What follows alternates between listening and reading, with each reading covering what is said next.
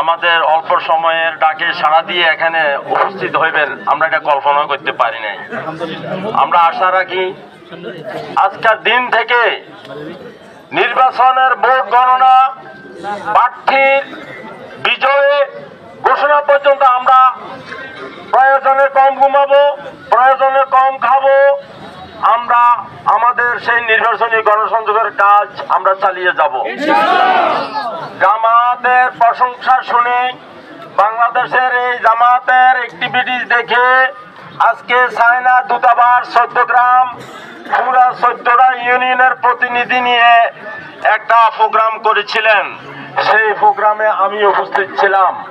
তারা doctor Shafiqur Rahman, doctor Syed Abdullah Mohammad Taher ভাই সহ যে বিজ্ঞ প্রার্থী, যে সুদক্ষ প্রার্থী, যে উঁচুমানের প্রার্থী বাংলাদেশে জামাতে ইসলামী প্রার্থী দিয়েছেন, তাদের প্রশংসা ওনারা করেছেন। আপনারা বলছে আমরা আপনাদের ভারত আমরা বুঝি না, অন্য রাষ্ট্র বুঝি না, এখন থেকে আমরা আপনাদের বন্ধু। উনি আমাদের প্রতিনিধিদেরকে কিছু উপহার দিয়ে গেছেন, কিছু নগদ, কিছু মানে কি কয় নাস্তা পানিরও ব্যবস্থা করে দিয়েছেন। ওনারা নিজ খরচে আসিয়া 5 জনের একটা প্রতিনিধি আমাদের সামনে বক্তব্য রাখছে, শুধু ইংলিশ টু ইংলিশ বক্তব্য রাখছে। সাথে একজন ছিলেন মহিলা দূতাবাস, উনি আমাদেরকে পরে ব্যাখ্যা দিয়ে বুঝিয়ে দিয়েছেন। তাহলে ওনারা বলছে বাংলাদেশের ভবিষ্যৎ অত্যধিক উজ্জ্বল এবং প্রশংসনীয় হয়ে থাকবে যদি আপনারা পাহারাদারের মতো পাহারা দিয়ে এই ভোটগুলোকে আপনারা সংগ্রহ করতে পারেন এবং ডাক্তার সৈয়দ আব্দুল্লাহ মোহাম্মদ তাহের ভাইকে আপনারা বিজয় বেশে দেখতে পারেন। তাহলে আমরা আপনাদের পাশে আছি এবং আগামী দিন থেকে যতদিন আল্লাহ আমাদেরকে বেঁচে রাখে আমরা থাকবো আপনাদের সাথে। আমরা ধৈর্য ধারণ করে এখানে অবস্থান করার কারণে, আসার কারণে, মিছিলে অংশগ্রহণ করার কারণে আপনাদেরকে আমি অত্যধিক আন্তরিক ধন্যবাদ জানাচ্ছি। কারণ যাদের বুকের ফাটা নাই তারা গভীর রাত্রে চুরি করতে যায়। আমাদের তাহের ভাই বলছিল, একটা ইউনিভার্সিটিতে বলছিল, তখন আমাদের লোক সংখ্যা ছিল কম। তাহের ভাই বলছিল, তোমরা কি আমাদের সাথে লড়াই করতে চাও? তাইলে তোমাদের কতজন প্রাণ দিবে তালিকা দাও আমার কাছে।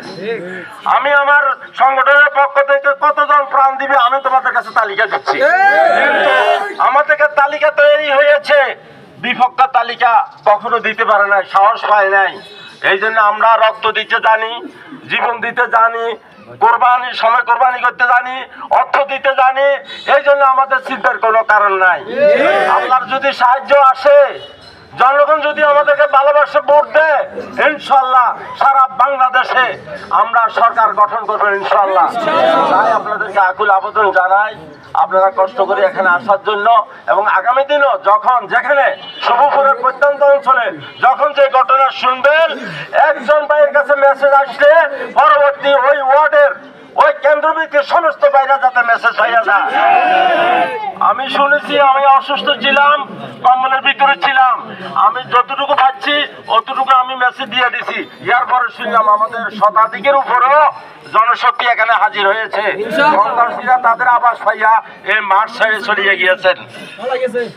আসুন সম্মানিত উপস্থিতি, আপনাদেরকে আন্তরিক ধন্যবাদ, সালাম এবং মোবারকবাদ জানাইয়ে আজকে আমাদের কর্মসূচি এখানে সমাপ্তি ঘোষণা করলাম। আল্লাহ আপনাদের দীর্ঘায়ু কামনা করুক। আসসালামু আলাইকুম ওয়া রাহমাতুল্লাহ।